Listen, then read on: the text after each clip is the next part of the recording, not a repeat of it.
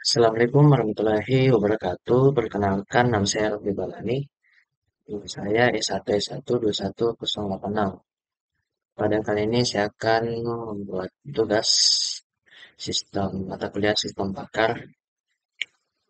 Itu menjelaskan isi dari slide PPT ini. Langsung saja, sini yang pada pertama, penjelasan model complexity dataset size. Ini adalah kompleksitas relasi model dari dataset, ukuran dataset. Nah, yang pertama ini is important to note that not complexity is intimately tied to the variation in input content in any dataset. Variety data points complex model you can see without overfitting. Nah, yang di paragraf pertama sini yang dimaksudkan itu adalah penting untuk dicatat bahwa kompleksitas model terkait erat dengan variasi masukan yang terdapat dalam sebelum data pelatihan Anda semakin besar. Berbagai titik data yang terdapat dalam kumpulan data Anda semakin kompleks model yang terdapat Anda gunakan tanpa overfitting. Nah, overfitting itu yang dimaksudkan adalah kalau misalkan datanya itu terlalu kompleks, itu namanya overfitting. Nah, di bagian kedua sini yang dimaksudkan adalah biasanya mengumpulkan lebih banyak titik data akan menghasilkan banyak variasi sehingga lebih besar kumpulan data memungkinkan pembuatan model yang lebih kompleks. Nah, namun cukup dengan menduplikasi data yang sama atau mengumpulkannya dari cepat tidak akan membantu. Kita lanjut ke slide selanjutnya. Eh, di sini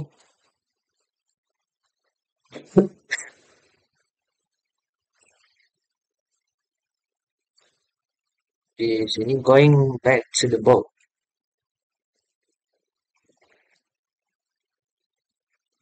Going back to the boat. Kembali ke contoh penjualan perahu. Sebelumnya, data yang sebelumnya. Kita melihat 10.000 baris lagi. Data pelanggan dan semuanya mematuhi aturan jika pelanggan adalah berusia lebih dari 45 tahun dan mempunyai anak kurang dari 3 dan tidak bercerai. Dan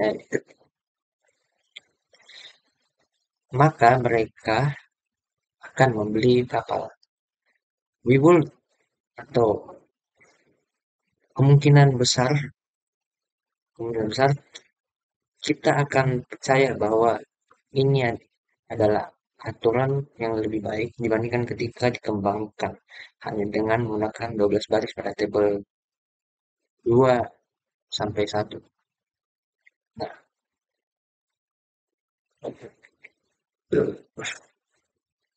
having more data including. Memiliki banyak data dan membangun model yang lebih kompleks dan tepat dapat membantu. Seringkali menghasilkan keajaiban untuk tugas-tugas pembelajaran yang diawasi atau supervised learning. Dalam buku ini, kita akan melakukannya. Fokus bekerja dengan kumpulan data dengan ukuran tetap. Nah, di dunia nyata atau real world, Anda seringkali mempunyai kemampuan untuk memutuskan beberapa banyak data yang dimasukkan. Kumpulkan data yang mungkin lebih bermanfaat daripada mengutak-atik dan menyetel file Anda model. Jangan pernah merelakan kekuatan lebih banyak data.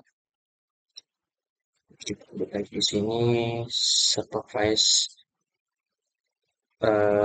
pembelajaran supervise machine learning, algoritma machine supervise. Nah, di sini we will now review atau yang dimaksudkan di sini kita akan melihat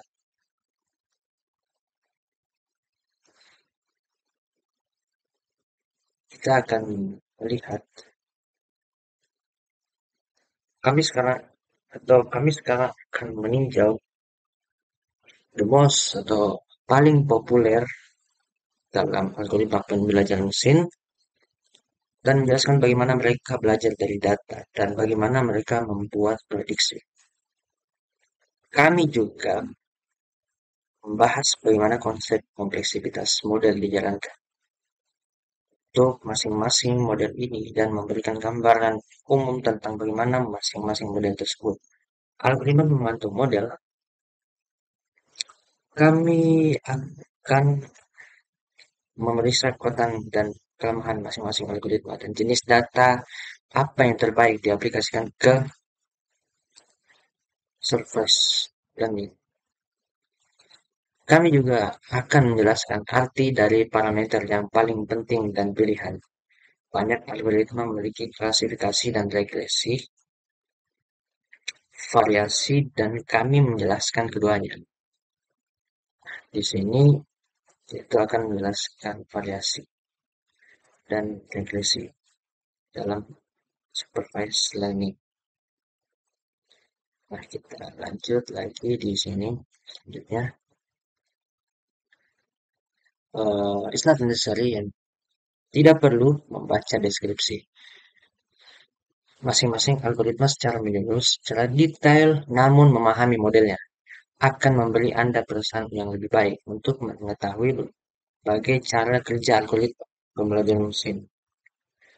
Di bab ini kan dapat juga digunakan sebagai panduan atau referensi dan kamu akan bisa datang kembali ketika kamu ketika Anda tidak yakin tentang cara kerja dari suatu algoritma.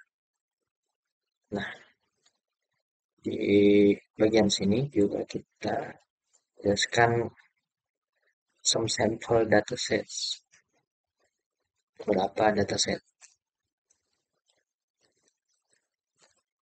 Nah,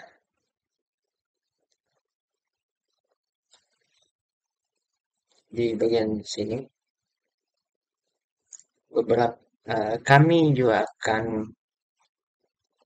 menggunakan beberapa kumpulan data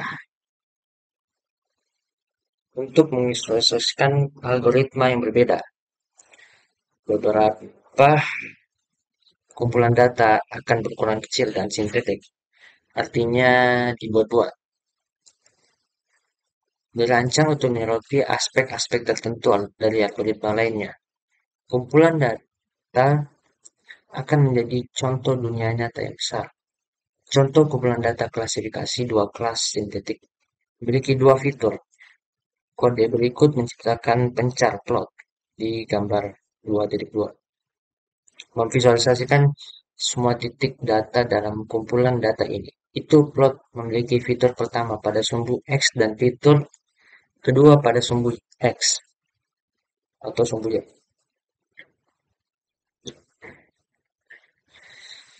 Seperti yang selalu terjadi pada plot setelah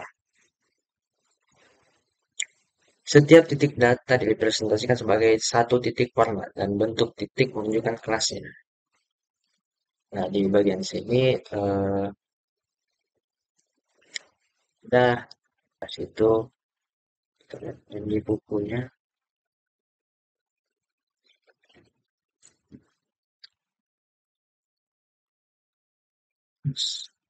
Y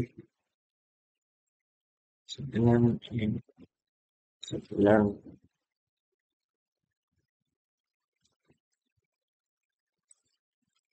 data set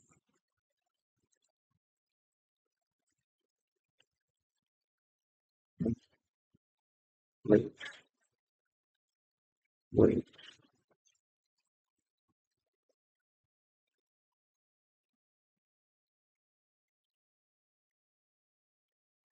and samples.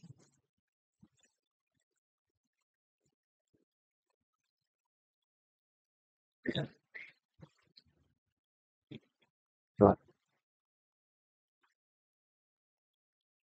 Iya,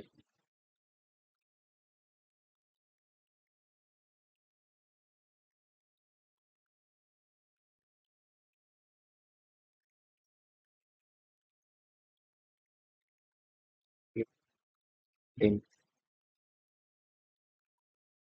dan bisa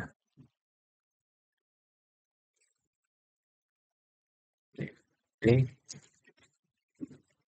X level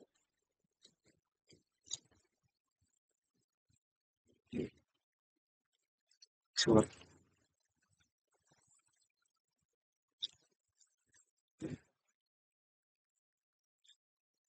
baru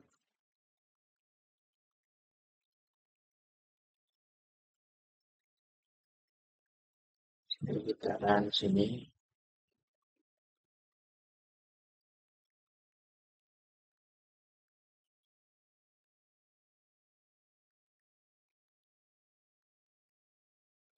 Oh salah, maaf, saya salah semua. Soalnya saya menyusun ketik kode yang ini. Saya akan ulang lagi. Di sini saya masukkan kembali kodenya yang ini. Nah, yang ini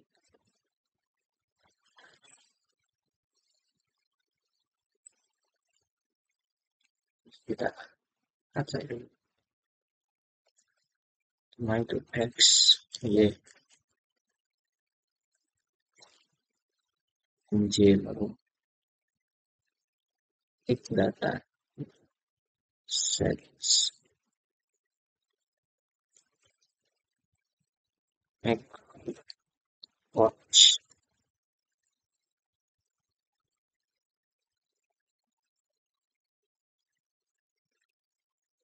G, learn, di script,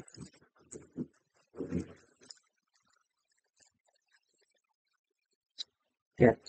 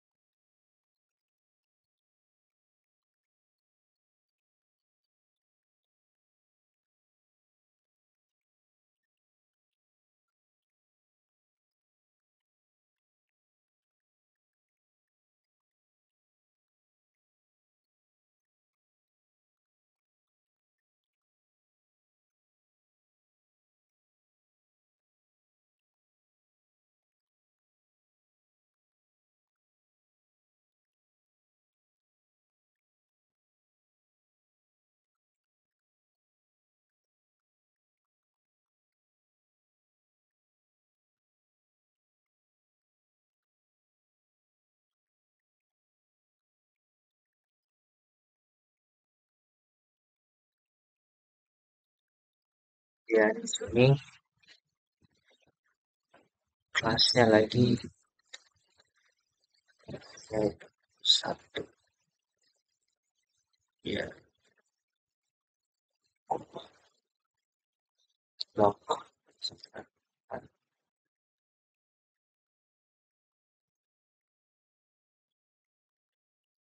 ya, X label,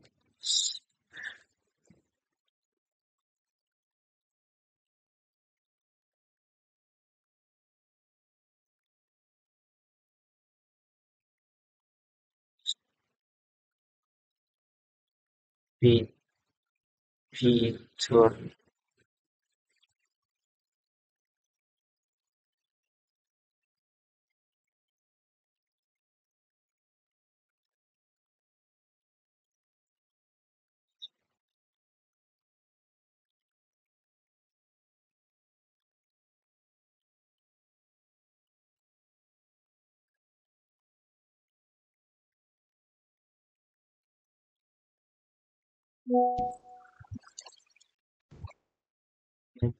X,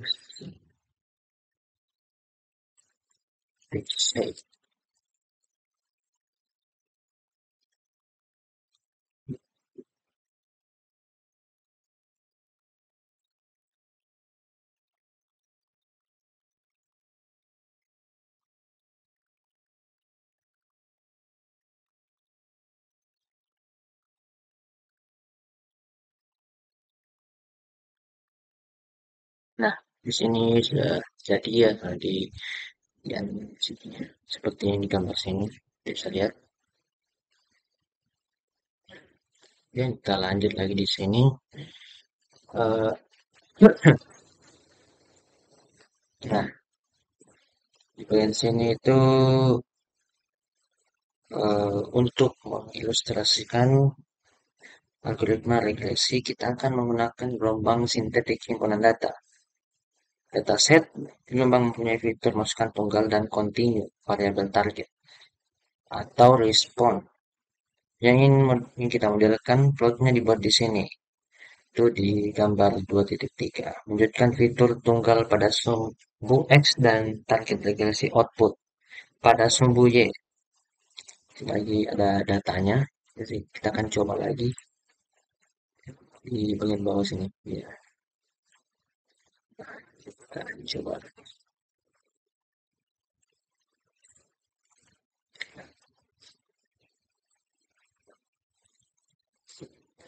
Ini Epsilon dataset cycle for this.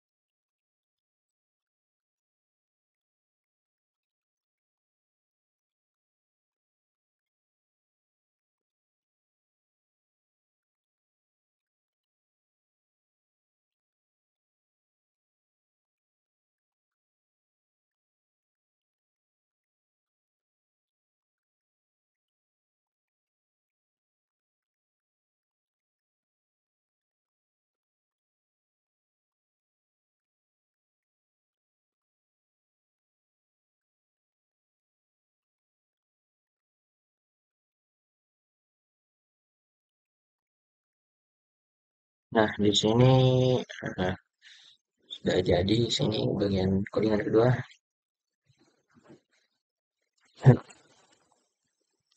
Sini targetnya dan fiturnya. Ada di sumbu X dan sumbu Y. Nah, mungkin ini yang diperlihatkan scatter plotnya. Kita lanjut saja di PowerPoint kali. Ya. Nah, eh, sini kami menggunakan kumpulan data yang sangat sederhana dan berdimensi rendah. Ini karena kami dapat dengan mudah memvisualisasikannya. Halaman yang dicetak memiliki dua dimensi, begitu juga data dengan lebih dari dua fitur sulit untuk ditampilkan. Ini intuisi apapun yang berasal dari kumpulan data dengan sedikit fitur disebut juga kumpulan data berdimensi rendah. Mungkin tidak dapat menampung kumpulan data yang banyak fitur. Kumpulan data dimensi yang tinggi atau high dimensional dataset. Selama Anda mengingatnya, menulis algoritma pada Sekumpulan data berdimensi rendah. Data dapat bersifat edukatif atau intrusif. Nah,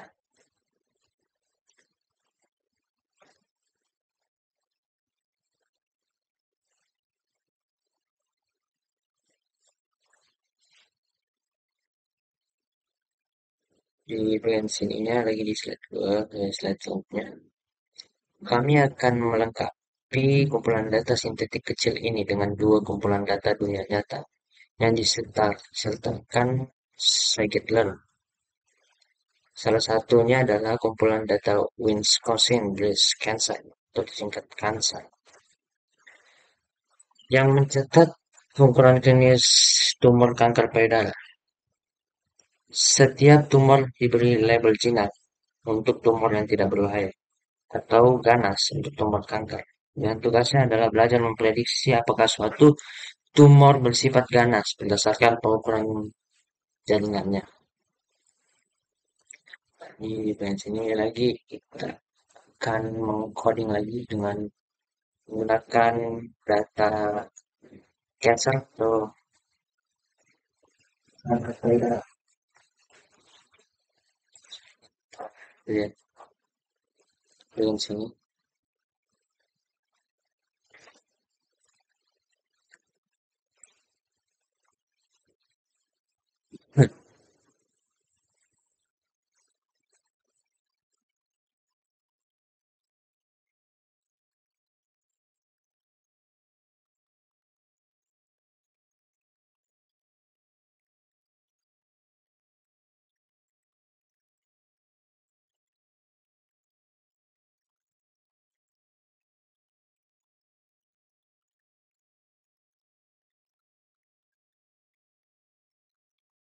Kita langsung saja masukkan datanya. From scikit learn.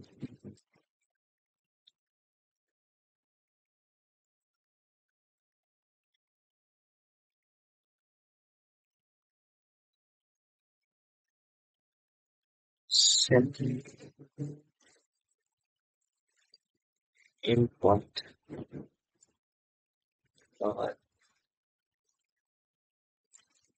trace cancer cancer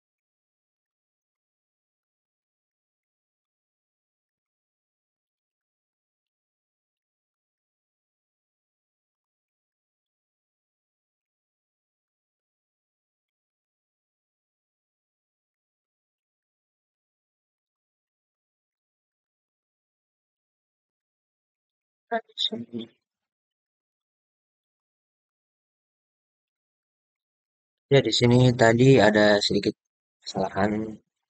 Saya sudah periksa tadi di belakang sini. Sebentar saja. Nah, di kisah sih. Sini pertama itu kita buat data set yang baru, set kanker payudara.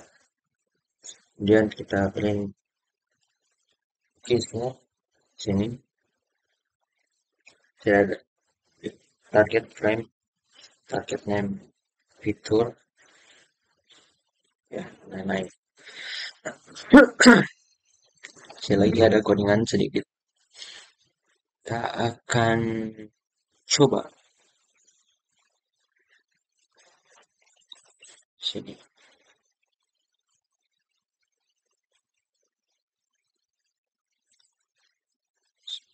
coba lagi in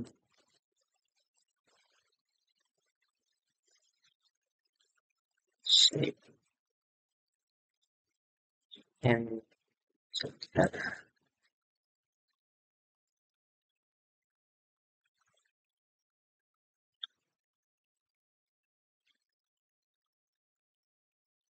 format. Sini ada format and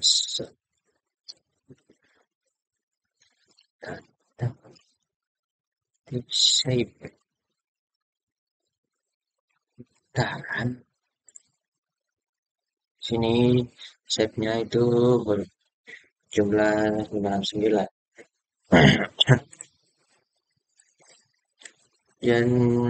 Dan sini lagi setelah kita memulai sampel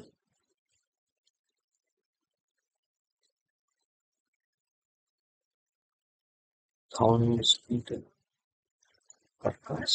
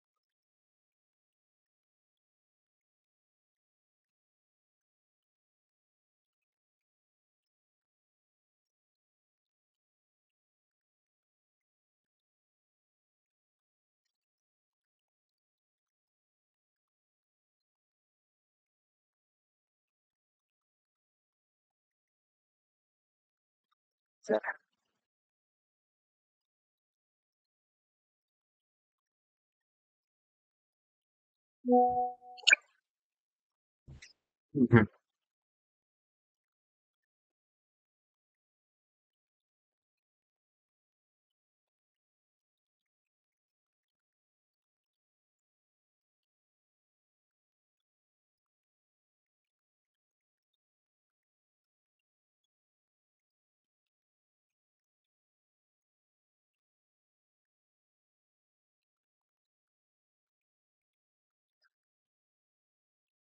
Sampelnya sini kita hitung per kelas. Banning itu kalau nggak salah Maliknan itu yang Cina. Kalau Banning itu Benignan itu yang tidak Cina itu jumlah 357 dan Cina itu berjumlah 212. Nah, ini di coding manusianya. Fitur di sini kita akan print fiturnya.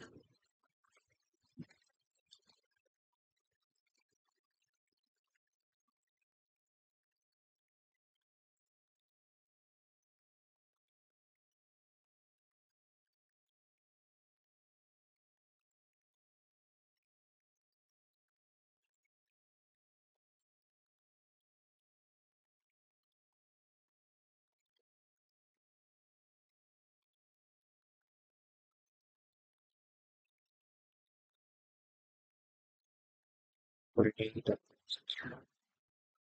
sudah ada banyak fitur. Kita kembali ke slide-nya. Eh, Situ saja. Dan kemudian di sini jelaskan itu kami juga menggunakan kumpulan data regresi dunia nyata Boston.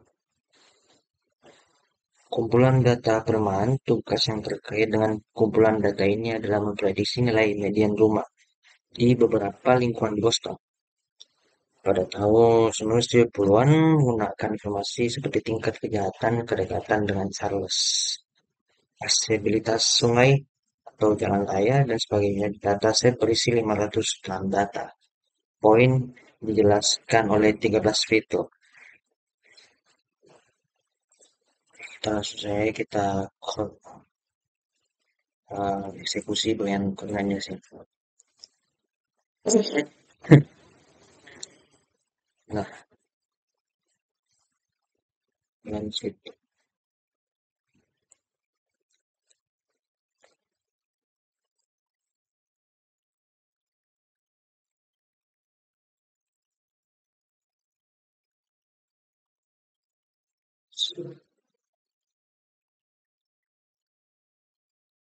Sini kita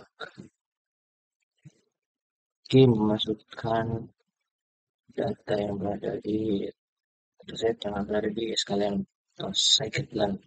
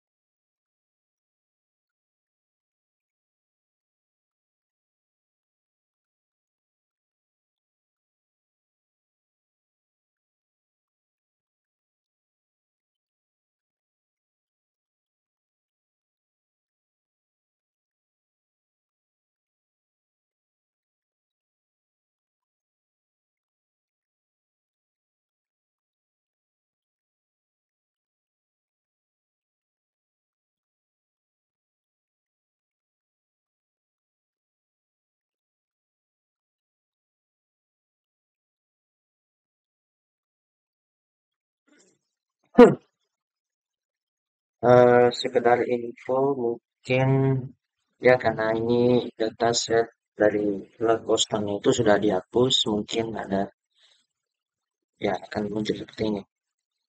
Nah, di sini dia akan menunjukkan kita langsung saja di sini kita copy untuk mengambil datanya dari data CSV sudah diberikan. Langsung saja di sini karena datanya itu sudah dihapus dari scikit-learn. Nah, sini data save saja pencoretan mungkin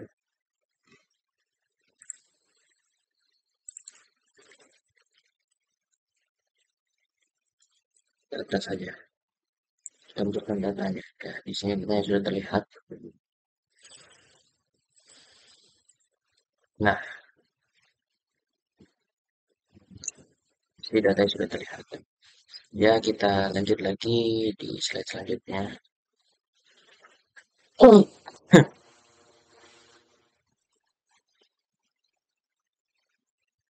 Nah, di sini dijelaskan sekali lagi Anda bisa mendapatkan informasi lebih lanjut tentang kumpulan data dengan membaca atribut DCR Boston. Untuk tujuan kami di sini, kami sebenarnya akan melakukannya. Perluas kumpulan data ini dengan tidak hanya mempertimbangkan 13 program ini sebagai input fitur, tetapi juga melihat semua produk. Disebut juga interaksi antar fitur. Dengan kata lain, kami tidak hanya mempertimbangkan tingkat kejahatan dan jalan raya, aksesibilitas sebagai fitur, tetapi juga produk dari tingkat kejahatan dan tingkat uh, aksesibilitas jalan raya. Memasukkan fitur driver atau fitur turunan ini disebut mekanika fitur yang kita akan bahas lebih detail di bab 4. Kumpulan data turunan ini dapat dimuat dengan menggunakan fungsi load extend booster function.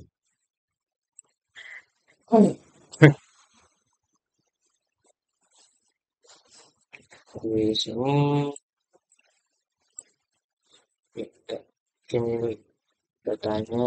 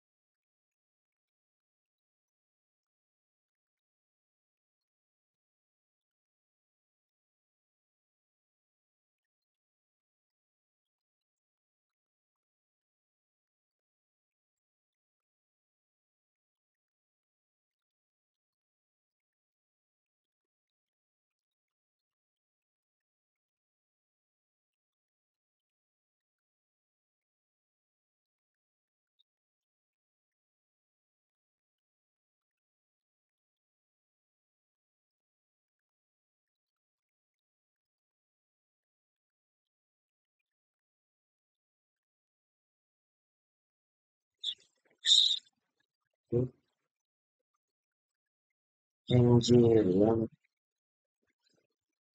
300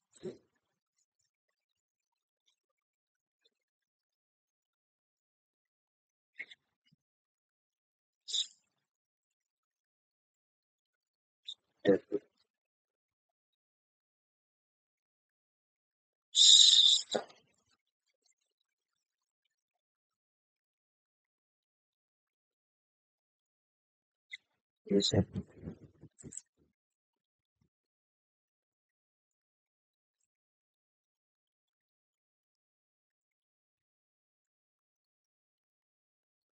informat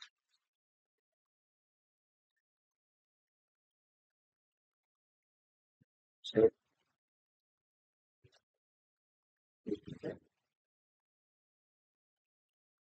nah sini setnya itu 506 104. Baik, kita lanjutkan lagi.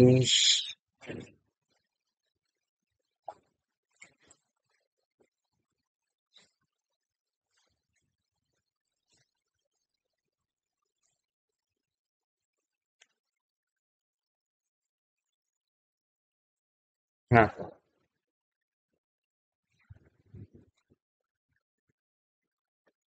104 fitur yang dihasilkan adalah 13 fitur asli bersama 91 fitur yang mungkin kombinasi dua fitur di dalamnya. Termasuk 13. Kami mengumpulkan, kami akan, oh salah, sorry, sorry. Kami akan menggunakan kumpulan data ini untuk menjelaskan dan mengilustrasikan sifat-sifat yang berbeda algoritma pembelajaran mesin. Namun untuk saat ini, mari kita bahas algoritmanya sendiri. Pertama, kita akan meninjau kembali algoritmanya di KNN atau algoritma yang kita lihat sebelumnya itu yang di bab sebelumnya. Nah, di TPS ini tuh KNN naik bols atau Canary naik bols. Eh, yang ilustrasinya adalah eh, algoritma KNN bisa dibilang merupakan pembelajaran mesin yang paling sederhana. Algoritma membangun model hanya terdiri dari penyimpanan pelatihan, penggunaan data. Untuk membuat prediksi titik data baru, algoritma menemukan titik data terdekat dan kumpulan data pelatihan yang terdekat dengan tetangganya.